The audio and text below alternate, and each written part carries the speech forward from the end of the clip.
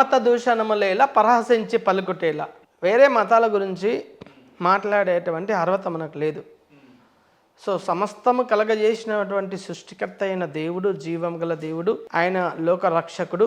ఎందుకంటే మనల్ని సృష్టించినటువంటి దేవుడు దేవుని యొక్క మాటలను చెప్పాలి కానీ, దేవుని యొక్క ప్రేమను చెప్పాలి కానీ, దేవుని యొక్క ఔన్నత్యాన్ని చాటించాలి కానీ, దేవుని యొక్క సార్వభౌమాధికారాన్ని తెలియజెప్పాలి కానీ, దేవుని యొక్క ప్రేమను ప్రకటించాలి కానీ వేరే మతాలను కించపరచొద్దని చెప్పి బైబిల్ చెప్తుంది. ఇది మీరు చెప్పినట్టు అందరు పాస్టర్లు చెప్తే బాగానే ఉంటుంది, కానీ కొంతమంది అట్లా చెప్తలేరు కదా. మరి ముందుగా స్టార్ట్ చేసినది కొంతమంది ఎవరో మొత్తం హిస్టరీ తవ్వితే ముందు ఎవరి మీద ఎవరు నిందలు వేసుకోరో తవ్వితే కొంతమంది అజ్ఞానులు. నేను ఇంతకుముందు అజయ్ బాబుతో ఏమన్నా, ఆయన ఎవరో నాకు తెలియదు, ఆయన ముఖం చూపు లేదు.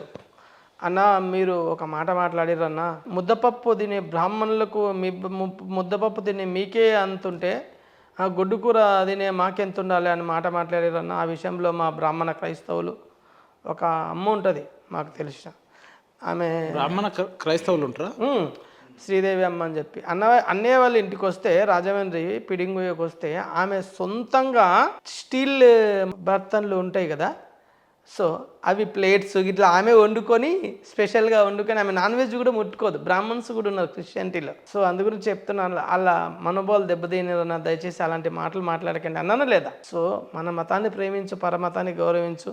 నిన్ను వల్ల దేవుని యేసుక్రీస్తు ప్రేమను మాత్రమే చెప్పాలి కానీ వేరే వాళ్ళని దూషించి, వేరే వాళ్ళని అవమానపరిచి, వేరే వాళ్ళని కించపరిచి, వేరే వాళ్ళని బాధ పెట్టి ఇంకేదో చేయాలనుకుంటే అది సువార్త కాదు, అది దుర్వార్త అవుతుంది. అలాంటిది దేవుడు కూడా సహించడని చెప్పి నా ఆశ. అది దేవుని ఆశ కూడా. ఎట్లా ఇప్పుడు మీటింగ్స్లకు వీటికి అటెండ్ అవుతుంటారు కదా, మేము సువార్త మీటింగ్స్కు సాంగ్స్ ఏదైనా అంటే కల్చరల్ యాక్టివిటీస్ ఉంటాయా క్రైస్తవ? ఉంటాయి బైబిల్ పరంగా కానీ, ఇంకా చాలా సోషల్ యాక్టివిస్ట్ కానీ కొన్ని చాలా ప్రోగ్రామ్స్ చేసినాము. ఎన్ని పాటలు పాడిర్రు జాన్ గారు ఇప్పటివరకు దేవుని కోసం? అంటే ఎన్ని పాటలు పాడిరు? ఇట్లా దేవుడిచ్చిన కృపను బట్టి చాలా సాంగ్స్ పాడినాము. ఒక 2-3 వేల సాంగ్స్ పాడవచ్చు ఇప్పుడు. 3,000 సాంగ్స్? అవును.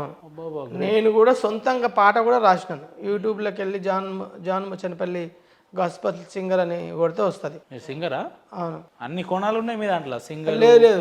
అంటే నేను సింగర్ అంటే పెద్ద సింగర్ అంటే క్రిస్టియానిటీలో కూడా నిస్సిపాల్ లాంటి పెద్ద సింగర్స్ ఉన్నారు. అంత గొప్ప సింగర్ కాదు, చిన్న సింగర్. బాత్రూమ్ నేనేమో ప్రియురాల్ని ఏసేనా ప్రియుడు ఆ టైపా?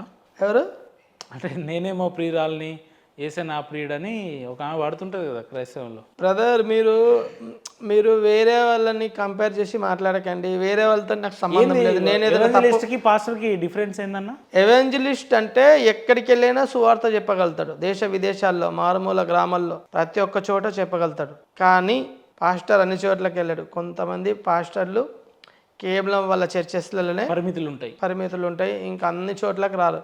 మేము ఒడిస్సా వెళ్తాము, ఛత్తీస్గఢ్ వెళ్తాము, ఇప్పుడు అమెరికా వెళ్ళేది ఉందన్నారుగా, వీసా సో రిజెక్టెడ్ అయిందని చెప్పి అమెరికాకు కూడా వెళ్తాం. అక్కడ కూడా సువార్త చెప్తాం. కావాలంటే ట్రంప్ కూడా చెప్పేస్తాం, యుద్ధం చేయి బాబు, ఆపొద్దు. యుద్ధం చేయమని చెప్పలే బైబిల్, యుద్ధం చేయమని చెప్పి ట్రంప్ కూడా సువార్త ప్రకటించేస్తారా? 100% ప్రకటిస్తాం. సరే, ట్రంప్కి ఎందుకు కానీ ఇక్కడ పక్కనున్న అఫ్జల్గంజ్, పాత బస్తీకి, పురాణా పూల్కి వెళ్ళి చెప్పరాదండి? రాజమండ్రి వెళ్ళినప్పుడు బ్రో, మీరు నిజంగా నమ్మరు కానీ బీసీ సర్టిఫికెట్ అందరికి ఇవ్వాలని నా ఆశపడుతున్నాను.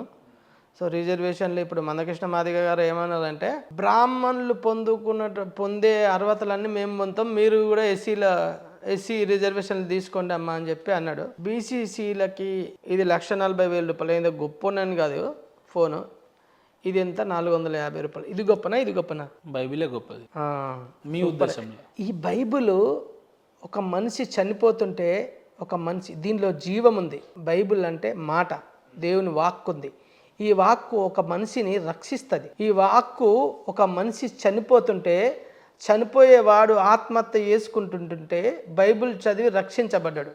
ఒక మనిషి గురించి 15 సంవత్సరాలు, నా ఫ్రెండ్ సుభాష్ గౌడ్ అని చెప్పి, నా ఫ్రెండ్ మా ఊరి పక్కన ఉంటాడు, వాని గురించి 15 సంవత్సరాలుగా ప్రార్థిస్తున్నాను. ఇంకొక అతని గురించి 7 సంవత్సరాలుగా ప్రార్థించాను.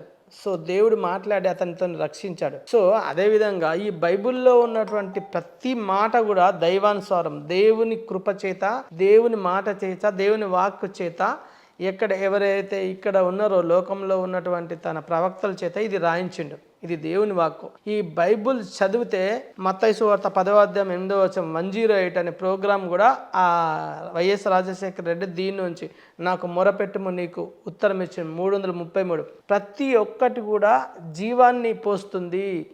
ఎవరైనా బాధల్లో ఉన్నారా, ఎవరైనా ఇబ్బందుల్లో ఉన్నారా, నేను ఇంతకుముందు మోటివేషన్ స్పీకర్ అని చెప్పాను. ఎవరైతే ఆత్మహత్యలు చేసుకుంటారో వారు నా దగ్గరికి రండి, 100% మిమ్మల్ని బతికిస్తాను. 100%. ఎందుకంటే ఏం చెప్పి మోటివేషన్ ఇస్తారు? ఎట్లా, ఏ రకంగా మాట్లాడతారు? ఎగ్జాంపుల్ నేను ఉన్నా అనుకోండి, నేనే మానసికంగా చాలా ఇబ్బంది పడుతున్నా, నేనే చనిపోవాలని అనుకుంటున్నా.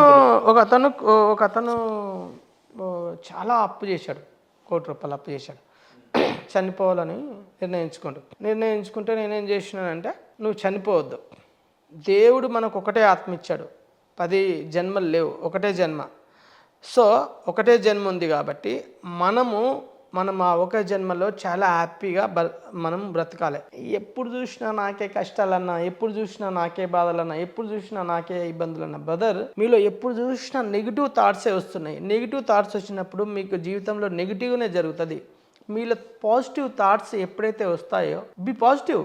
ఎప్పుడైతే పాజిటివ్ థాట్స్ వస్తాయో, పాజిటివ్ వైబ్రేషన్స్ వస్తాయో, ఒక బాస్కెట్ బాల్ తీసుకొని వెళ్ళి అమ్మ గ్రౌండ్లో బాస్కెట్ బాల్లో గోల్ ఉంటుంది, ఆ గోల్ అంటే 10 టైమ్స్ వేసిందంట. 10 టైమ్ వేస్తే ఒక్కసారి కూడా పడలేదంట. కళ్ళకి గంతలు కప్పి ఇప్పుడు వేయితల్లి అంటే ఫస్ట్ టైం వేసిందంట, వావ్ సూపర్. సెకండ్ టైం వేసింది, వావ్ వండర్ఫుల్. థర్డ్ టైం వేసింది, ఓ ఎక్సలెంట్ షాట్ అన్నదంట.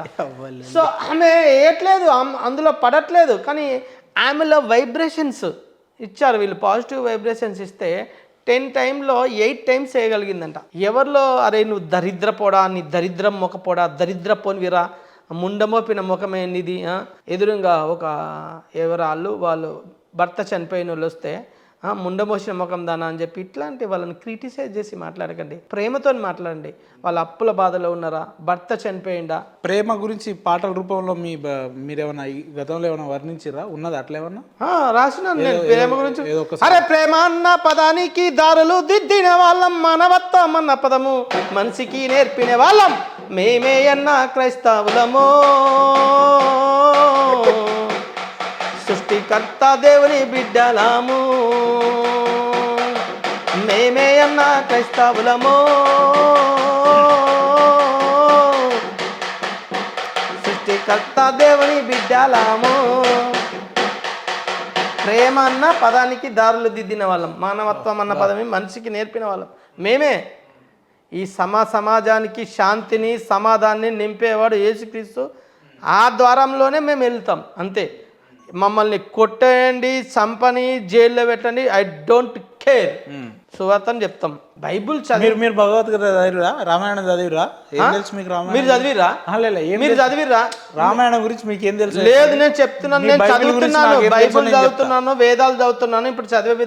భగవద్గీతలో ఒక గొప్ప నాకు బాగా నచ్చిన అంశం ఏంటంటే, ఎవరైతే వాళ్ళు ఎవరంటే తల్లి తండ్రి లేని అనాథలు చనిపోతారో, అనాథాశ్రమాలు లేదు చనిపోయిన వాళ్ళకి దాన సంస్కారాలు చేస్తే చాలా పుణ్యం వస్తుందని చెప్పి భగవద్గీత. ఆ వర్డ్ అనేది నా గుండెని చాలా హర్ట్ చేసింది.